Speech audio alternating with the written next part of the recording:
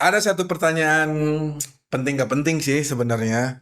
Tapi kalau misalnya kita bertanya lagi gitu ya dengan konteks era sekarang gitu, masih penting gak sih ngerilis album fisik gitu? Apalagi di era sekarang yang orang sekali play langsung ganti yang lain, sekali klik ganti yang lain gitu.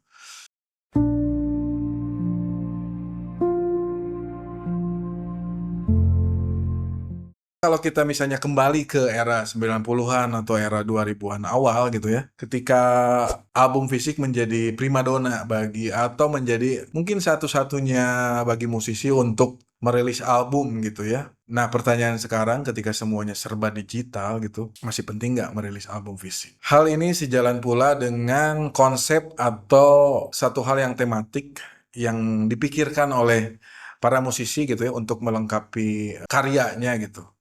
Misalnya saja ada waktu 2000 awal, sekitar tahun 2002, 2003 mungkin ya kalau nggak salah. Waktu itu Mocha merilis album My Diary. Seperti judulnya, My Diary gitu. Mocha atau misalnya di sini Arina dan Rico sebagai dua orang penulis lirik utama di Mocha gitu ya. Merilis album berjudul My Diary dan isinya juga mewakilkan si album itu sendiri gitu ya. Dari mulai awal pacaran sampai akhirnya putus, itu mereka ceritakan di albumnya gitu. Jadi membuat album itu jadi satu bentuk, jadi satu hal yang tematik gitu ya. Karena dari awal lagu sampai akhir mereka ceritakan gitu. Dari awal lagu misalnya Me and My Boyfriend sampai akhirnya di lagu terakhir di album itu Arina menulis lirik Life Keep on Turning kalau nggak salah ya. Itu jadi menceritakan dari awal pacaran sampai putus mereka ceritakan jadi sebagai menjadi sebuah yaitu seperti albumnya ya My Diary. Tidak hanya sampai di sana, Mocha juga kemudian merilis album Friends, Color, dan Home. Dan itu semuanya bisa dibilang tematik gitu. Hal ini dikuatkan pula oleh latar belakang personil Mocha yang merupakan lulusan-lulusan desain ya. Waktu itu Mocha berkumpul di kampus ITENAS gitu. Dan banyak juga beberapa personilnya juga eh, lulusan desain produk gitu ya.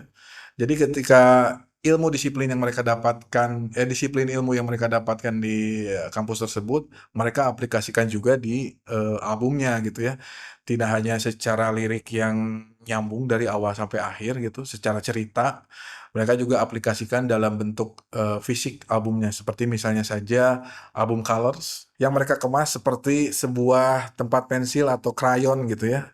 Di mana hal itu juga jadi hal yang menguatkan si isi lagunya gitu. Di mana judul albumnya Colors, terus mereka kemas atau package dalam bentuk seperti krayon gitu.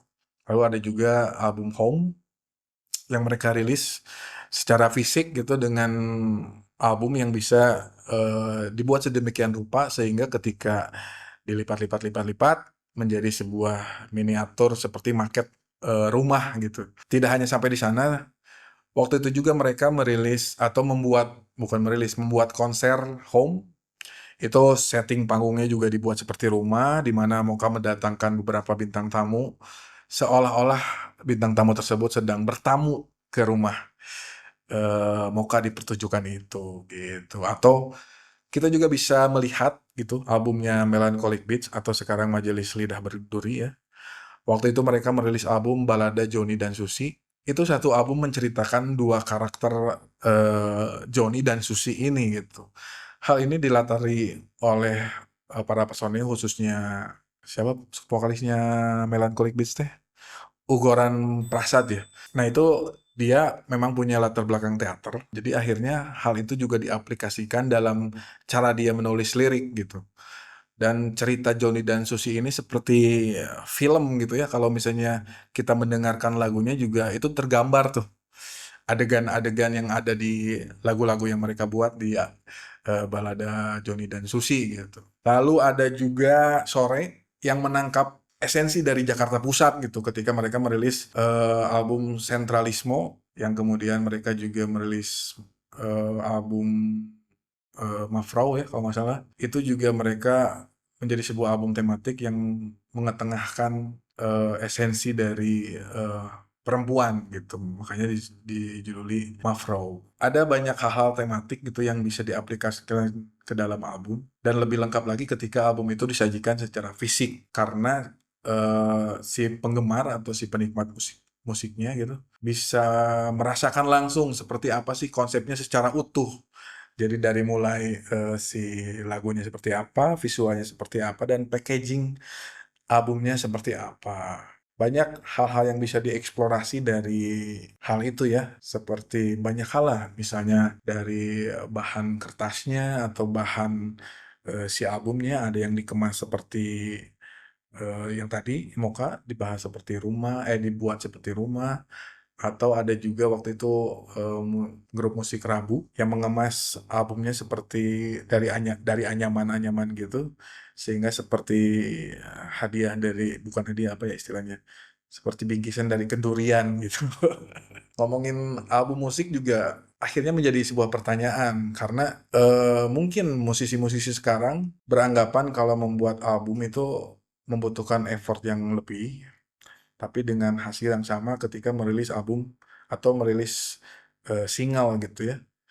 Mungkin effortnya akan terasa lebih, tapi rasanya jika merilis album dalam bentuk fisik dan secara tematik gitu ya, itu akan lebih lengkap karena apa yang ingin disampaikan oleh si musisinya bisa lebih jelas, terang benderang gitu ya. Seperti apa? Seperti yang tadi dibahas ya, seperti ketika Moka ngomongin soal home, dia home di sini kan tanda kutip ya, home itu beneran rumah secara harfiah atau home tempat kita pulang gitu. Pulang itu kan ya bisa ke rumah, bisa eh, ke sekolah kalau misalnya sekolahnya udah dianggap rumah, dan mereka ceritakan itu di albumnya dan dilengkapi pula dengan visual secara fisik di albumnya dibuat seperti rumah gitu ya. Hal-hal seperti itu bisa memantik kreasi dari si bandnya ya untuk mengeksplor atau bisa berekspresi, mengeksplorasi dengan sangat jauh untuk sampai sejauh mana mereka bisa menghadirkan cerita dalam sebuah album. Karena seperti halnya album foto gitu ya, album musik juga itu harusnya bisa menangkap sedang di era apa band itu ketika merilis. Misalnya saja ketika misalnya album pertama bisa digambarkan dengan eksplorasi atau musik yang masih meraba karena mereka bandnya baru terbentuk sampai akhirnya album 2 sudah menemukan bentuknya, album 3 mereka merasa sudah menemukan dan mempertahankan karakternya, sampai kemudian mungkin di album 4 mereka ada di titik jenuh dan ingin mengeksplor lebih jauh lagi. Nah, eksplorasi seperti itu baiknya sih dikuatkan pula dengan tema album yang memang kuat secara apa ya, penceritaan gitu. Lagunya tidak hanya menampilkan eksplorasi musik yang keren gitu, tapi juga secara lirik baiknya si pendengar juga bisa menangkap sebenarnya apa sih yang ingin disampaikan si band tersebut gitu. Segitu dulu aja. Oh, Nah, kembali ke pertanyaan tadi ya, apakah masih penting gitu merilis album fisik gitu ya? Tapi ya lepas dari penting gak penting, sebenarnya akan jauh lebih menarik ya kalau untuk dipresentasikan selain musiknya juga bisa dinikmati secara fisik, secara sesuatu yang bisa dipegang, apalagi hal itu dilengkapi dengan tema-tema yang menarik atau eye catching gitu, seperti apa yang dilakukan Muka di awal pembahasan tadi gitu. Era digital yang diidentikan dengan banyaknya musik-musik yang beredar, dengan banyaknya band-band yang merilis album, pada akhirnya itu menjadi peperangan tersendiri gitu ya. Siapa yang akhirnya muncul ke permukaan atau siapa yang akhirnya diingat orang gitu.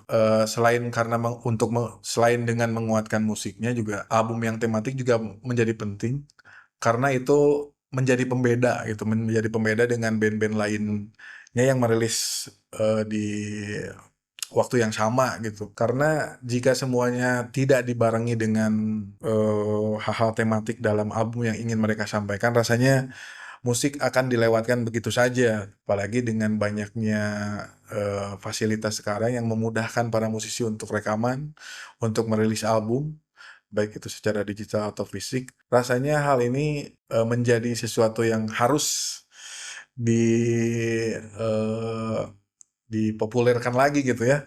Kenapa album fisik itu menjadi terasa penting apalagi jika itu dikuatkan dengan tema visual atau tema lagu-lagu yang bisa membungkus album itu secara kuat dan jelas gitu. Ini sebenarnya album ini menceritakan soal apa.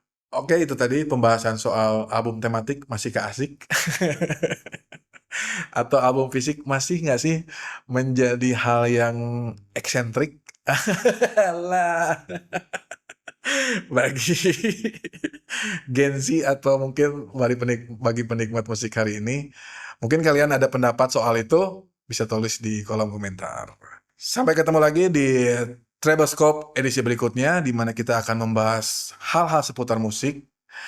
Di luar dari musiknya itu sendiri, kita bisa membahas soal merchandise, soal album fisik, soal ilustrasi, apapun yang menjadi satu kesatuan atau satu ekosistem di musik itu sendiri. Sampai ketemu lagi.